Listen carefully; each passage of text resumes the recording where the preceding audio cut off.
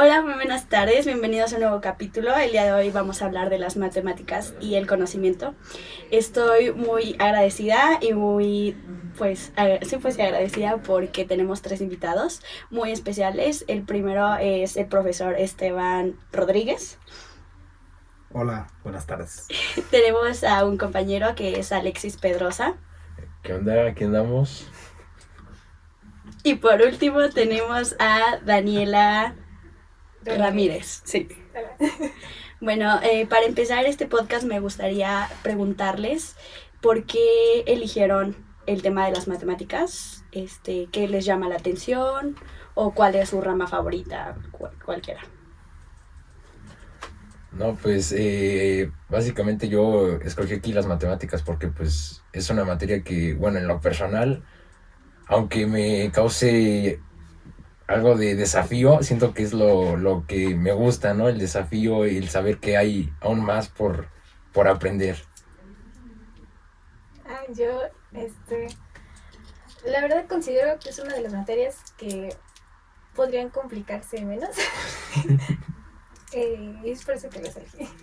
Muy bien. ¿Tú, Esteban? ¿Por qué elegí dar clases de matemáticas? Sí. Creo que yo soy físico y entonces pues en física aprendes muchas matemáticas y mucha física, ¿no? Pero el explicar física se torna un poco más, pues no quiero decir aburrido, pero algo así. Me apasionan más las matemáticas. Muy bien. Entonces, ¿estudiaste física? Uh-huh. ¿Tienes alguna maestría o algo? Tengo maestría en física teórica. Ok, muy bien. Excelente. Bueno, y entonces ya después de eso empecemos con la primera pregunta. Que dice, ¿por qué debemos aprender matemáticas en la escuela? Esa no venía en el programa, pero No, ahorita creo que algo que muchos maestros no logramos transmitir, muchos maestros de matemáticas no logramos transmitir y muchos alumnos no logran comprender es que no es que tienes que aprenderte factorización porque hay que aprender a factorizar, porque hoy en día pues hay muchísimos softwares que pueden hacer eso mismo mejor y más rápido. Lo que necesitamos o lo que queremos hacer es que ustedes aprendan una nueva forma de resolver problemas, una forma distinta en la cual ustedes tienen que hacer un razonamiento lógico y tienen que seguir una serie de pasos que a ustedes les va a ayudar a comprender mejor cómo funciona muchas cosas, sobre todo enfocándonos en ciencias. Okay. ¿Ustedes por qué piensan? Pues yo pienso que se necesita aprender pues, las matemáticas para poder conocer el mundo y conocerlo, bueno, el universo y cómo se relacionan los eventos que suceden, ¿no? Siento que también es por eso, para poder expandir nuestro entendimiento de nuestra vida, ¿no? Ahora sí que en nuestra vida. Espera. ¿Cómo qué tipo de situaciones te refieres? Porque, por ejemplo, el universo con la filosofía también lo podemos investigar. O sea, ¿por qué exactamente las matemáticas? O sea, siento que es como de una manera más objetiva, ¿no? Más teórica, por así decirlo. Ok. ¿Tú, mi Dani? Bueno, además, independientemente de que no, en tu vida, a lo largo de tu vida no te especialices tanto en las matemáticas, siempre las vas a estar ocupando diariamente. Por ejemplo, al comprar algo o saber cuánto rendimiento de algo cuánto te va a durar algo, cosas que compres. Sí. ¿Y como qué operaciones usan ustedes usualmente en su vida diaria? Digo, no es como que vayan a ver un árbol y vayan a sacar el ángulo, ¿no? De la sombra. Entonces, ¿como qué operaciones ustedes creen que son las más útiles en la vida diaria? Bueno, pues las que te enseñan cuando estás en la primaria, las más básicas son las restas, multiplicaciones y divisiones. Okay. ¿Están de acuerdo los tres? Sí, definitivamente las operaciones más sencillas son las que usamos a diario. Sí. En parte porque pues no todo el mundo entiende las otras operaciones, ¿no? Y la idea es que las matemáticas, y sobre todo el pensamiento matemático, es un lenguaje que queremos desarrollar, sobre todo para aquellos que quieren pues entrar en un mundo de la ciencia, ya que las matemáticas son el lenguaje de la ciencia, ¿no? Sí. Ahorita, Alexis, tú mencionaste que, bueno, las matemáticas te dan, bueno, y también tú, Esteban, que te dan como otra visión de la vida. ¿Ustedes creen que las matemáticas puedan describir absolutamente todo lo que pasa en el mundo?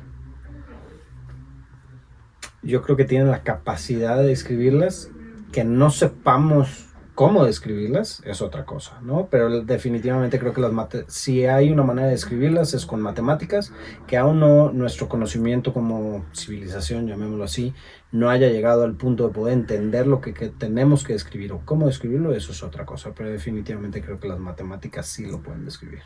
¿Ustedes? Pues yo pienso que sí, las matemáticas sí pueden describir bueno, sí, todo lo que conocemos hasta ahora, porque pues básicamente pueden expandirse cuanto queramos. Lo que nos limita ahora sí que lo que nos limita es nuestro conocimiento, nuestro propio conocimiento. Pero en general sí pueden expandirse y describir todo. ¿Opina lo mismo, Dan? Sí. Ok. En la clase de TDC estábamos justamente discutiendo esto de si las matemáticas podían describir todo o no. Y la mayoría opinó que sí, pero hubo unas personas que dijeron que no. Y se referían mucho a que las matemáticas no pueden describir los sentimientos de las personas, las emociones. ¿Ustedes qué opinan de eso? ¿Pueden, no pueden? ¿Cómo? ¿Alguna opinión? Creo que quizá describirlas como tal podría hacerlo, pero cuantificarlas es difícil porque es algo subjetivo, ¿no? Igual que el arte.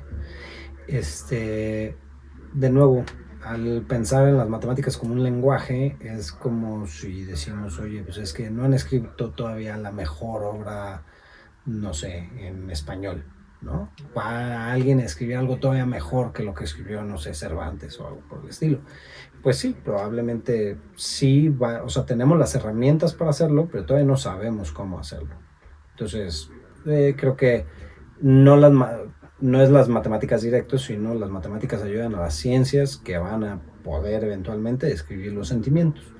Que creo que sí, con la inteligencia artificial sí podemos empezar por ahí a cuantificarlo o explicarlo un poco más con matemáticas. ¿Tú, Alexis, Dani? Ahora me impresiona lo que...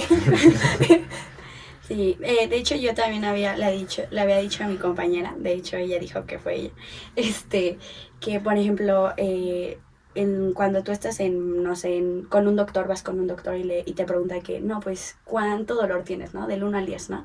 Y de hecho eso se le llama la escala de Borg, creo, algo así. Y entonces desde ahí, o sea, siento yo que sí, definitivamente las matemáticas lo pueden describir todo. Y hablando del arte, ¿ustedes creen que es posible crear arte expresivo utilizando las matemáticas? Pues sí, siento que sí, porque pues las matemáticas ahora sí que es un lenguaje. Yo siento que es un lenguaje, por lo que es como la poesía, por así decirlo, que puedes utilizar las matemáticas para poder expresar ciertas emociones o, bueno, ahora sí que lo que tú necesites o lo que quieras expresar a tu público, ¿no? Creo que se puede. Que tengamos la capacidad, no. En general, las personas que hacen arte son personas que en general no son tan hábiles con los números y viceversa. Las personas que son buenos con los números no siempre son, o con procesos lógicos, no siempre son los mejores en procesos creativos. Entonces, no quiere decir que no se pueda, quiere decir que pues, quizás esté más difícil porque de nuevo no es el lenguaje natural del arte las matemáticas. El lenguaje natural del arte pues quizás sean las palabras, ¿no? Los colores, algo mucho más conectado, ¿no? Pues, sí, a los sentimientos, a los pensamientos, mientras que pues, las matemáticas son el lenguaje de las ciencias, ¿no? Sí. Creo que yo difiero un poquito porque creo que las matemáticas nunca van a poder llegar a describir, por ejemplo, a poder crear, ayudarnos a crear como una obra muy, no sé, muy representativa, muy emocional, porque justamente pues son muy diferentes las artes que son subjetivas y las matemáticas que son objetivas. Y entonces, por ejemplo, el arte abstracto tú jamás lo vas a poder hacer con las matemáticas, ¿no? Y sí, justamente como tú decías, de las personas que, bueno, ¿tú eres bueno en algo de artes? No. ¿Tú, Dani, Alexis, algo de artes? La danza. Ok, claro, Sí. claro, claro. ¿Tú? Pues lo de la guitarra y la música en general. Ah, bueno, la música también lleva muchas matemáticas, ¿no? O sea, un trasfondo de matemáticas, ¿no? Sí. A ver, explícanos más o menos cómo va la cosa ahí. No, pues, ¿cómo te lo explico? Pues, por ejemplo, la música, las cuerdas, básicamente lo que hicieron es que pues, una cuerda se divide entre distintas longitudes, vaya, y entre distintas cantidades, y pues se va consiguiendo frecuencias diferentes. Por ejemplo, si se divide entre dos, se consigue una octava más. Cosas así. Creo que este es el mejor ejemplo de lo que te estaba tratando de decir. No es que no puedas explicarlo con matemáticas, es que quizás sea más difícil explicarlo con matemáticas que con palabras. Creo que lo más difícil de explicar matemáticas o ser maestro de matemáticas es poner en palabras algo que tú sabes en otro lenguaje. O sea, tienes que traducir lo que tú sabes escribir como una ecuación o como una expresión, tienes que traducirlo en palabras y eso es complicado porque estás traduciendo de un lenguaje al otro y no siempre hay una traducción literal de lo que estás diciendo, ¿no? Entonces, Alexis, pues lo explicó y yo que sé de música, bueno, no sé de música tanto, ¿no? Pero sé de sonido y sé de matemáticas, entiendo lo que quiso decir. Sí.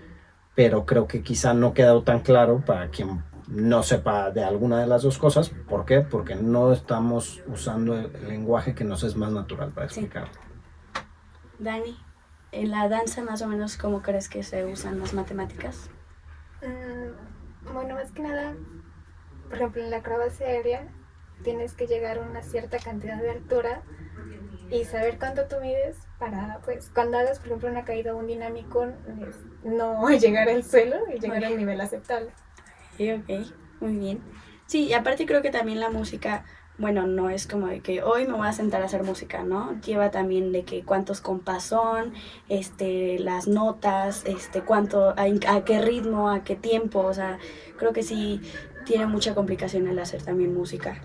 Y hablando un poquito tú, Esteban, decías que las matemáticas tienen como su propio lenguaje. Digo, creo que todo en la vida, los abogados tienen su propio lenguaje, los médicos, pero estábamos hablando justamente en TS que si las matemáticas son el lenguaje universal pues del mundo en general. Porque, por ejemplo, en los abogados o así, va cambiando los significados en cada país, ¿no? ¿Tú crees que las matemáticas son universales, el lenguaje? Creo que la diferencia entre el lenguaje, entre las matemáticas y el francés, es que las matemáticas aquí en Francia son las mismas, mientras que el francés entre Francia, Canadá o alguna otra colonia francesa va a haber variaciones, ¿no? Modismos, tecnicismos, slangs, cosas como esas que pueden ir cambiando de un lugar a otro.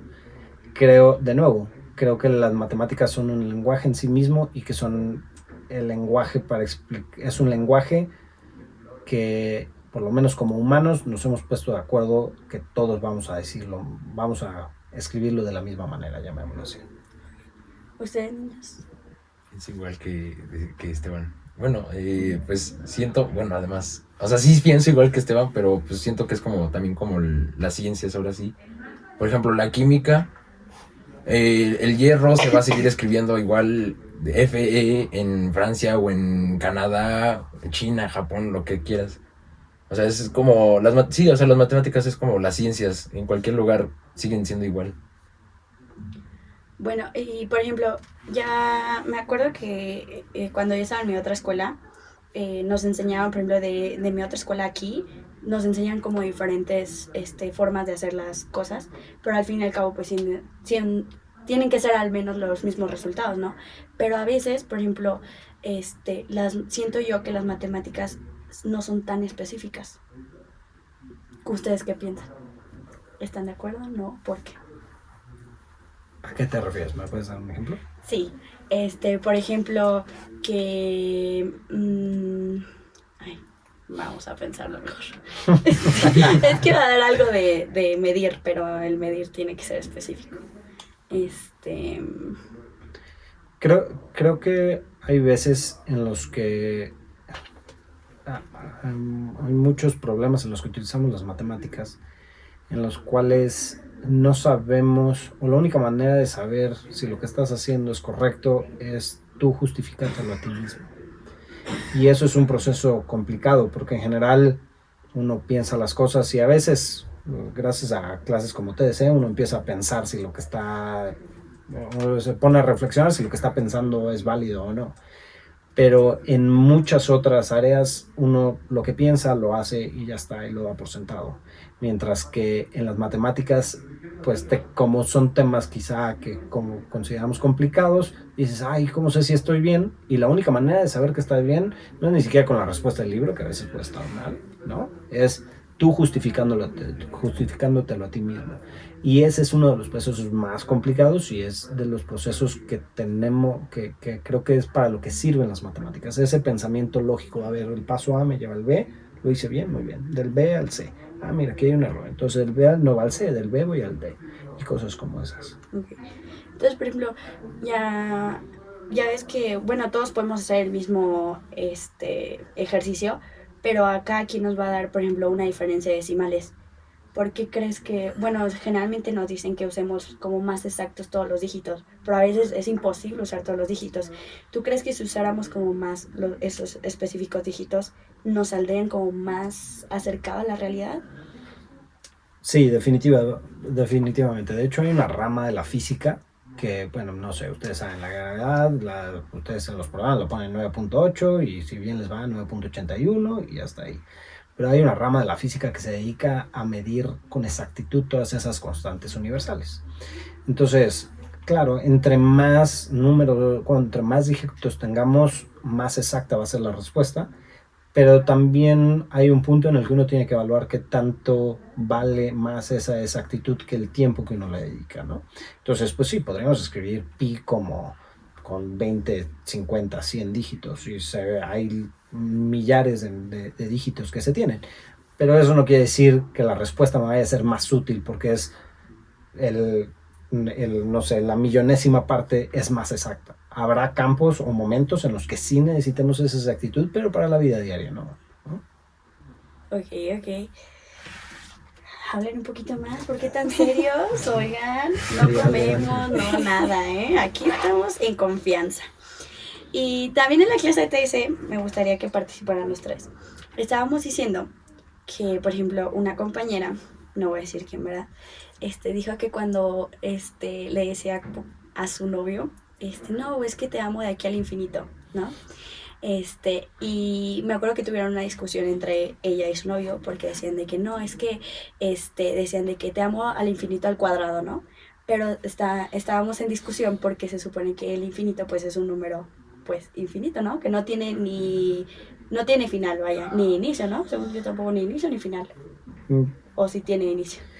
Es que técnicamente eso es un error de concepción. El infinito es un símbolo o una definición que utilizamos nosotros para decir cuando un número que es tan grande que no está definido.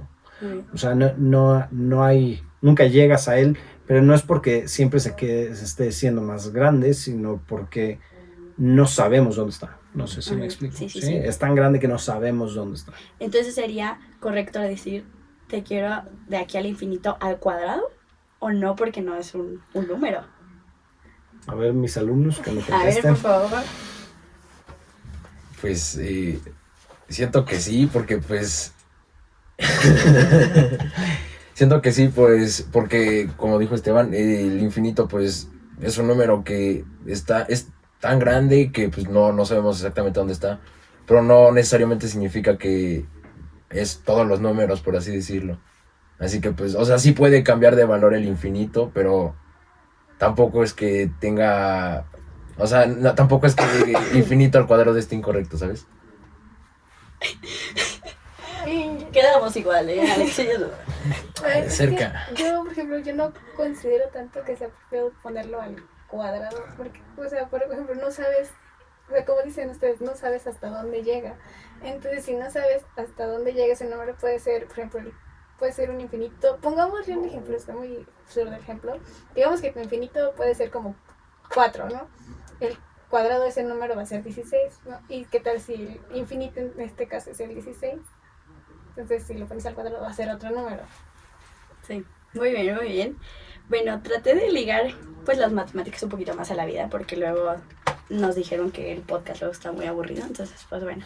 Pero estoy muy agradecida que hayan estado aquí, yo creo que también nuestros espectadores. Muchísimas gracias. El próximo episodio creo que va a ser de deportes y conocimiento.